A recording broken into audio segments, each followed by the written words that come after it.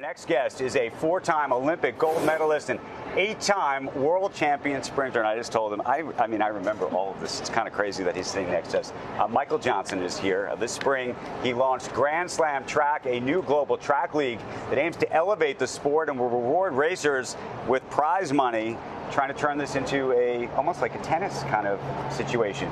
Yeah, you know, we'll see all of these fantastic athletes here in Paris. Fans love it. Track is on center stage. And then after this, we'll have to wait another 4 years to see it. That's typically what happens. So, you know, we want to fill that void. We will fill that void where, like you said, tennis, you got the 4 Grand Slams, you got the 4 golf majors every year. So what we're creating with Grand Slam Track is the 4 tentpole events, 3-day events, throughout the year with the best of the best athletes. Where do you do them? How big is the purse? What kind of media do you get behind it? So what's unique about our league is that the prize money is significant. $100,000 for first place, $10,000 for 8th place. But more importantly, we pay our athletes a base compensation. So based on their work, just like any other league. So we pay our athletes a base compensation when they join the league, and those athletes then are guaranteed a lane. More importantly, the fans are guaranteed that they will see those Olympic champions.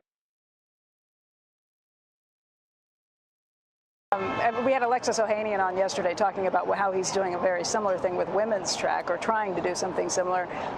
They get paid a base compensation. Is that dependent on them showing up for events? What happens if they get injured or something along those lines? So just like, I mean, injuries are obviously a part of the sport. Yeah. They won't get the prize money because they didn't compete, but they still get their base compensation. So for us, our athletes are guaranteed to be there at all 4 of the slams, all 4 of our Grand Slam events, as long as they're healthy and ready to run. But also we have content days where we have shoulder programming. You probably watch Sprint on Netflix. Saw me.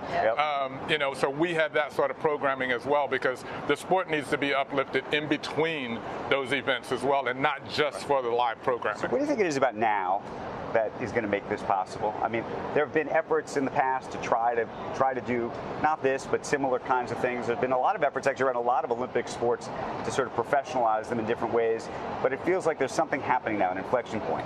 Yeah, I think that, you know, what you're seeing right now is there's a hunger by broadcasters for live sports. It's the one thing that's sort of cutting through with all of the differences that are happening with streaming and with cable.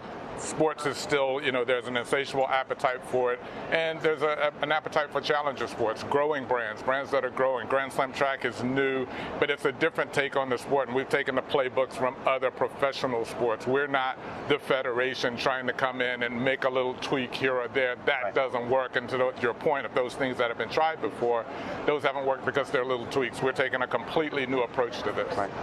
What do you think of these Olympic Games? I was just looking down at your feet to see if you were wearing Nikes or whatnot, but I was going to say some of these athletes are wearing these new shoes that I wonder if you had those shoes, what it would have been like. Yeah, I mean, the shoes, I mean, look, the thing is everybody has the same type of shoes, so nobody has an advantage over anyone else. If there's an advantage, it's the advantage over the previous generation, because these shoes, they are spectacular. They're called super shoes for a reason. It's one of the reasons why the athletes are running much faster times. But another reason is once someone runs faster, that becomes the target, and it's a great motivator for the other athletes to run faster. You were telling me you're not running anymore. I thought maybe he'd go jogging or something, just like that would be like a thing in your life.